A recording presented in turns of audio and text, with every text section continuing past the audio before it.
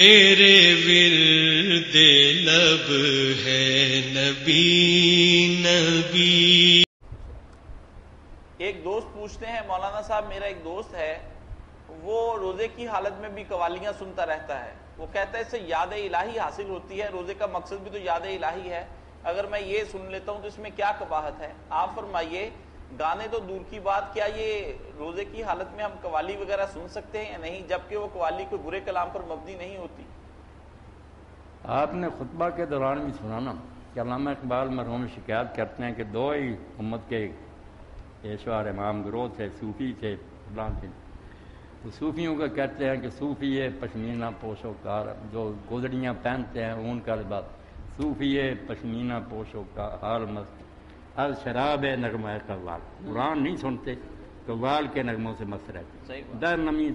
آج شاید شعر عراقی در دل، عراقی کے شعر پڑھے جائیں نا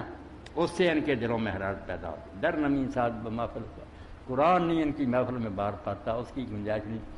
اللہ کا ذکر کرنا ہوتا ہے، یاد تو آپ کو قوالی سے ہوتی ہے، قوالی اللہ کے دین سے دور کر۔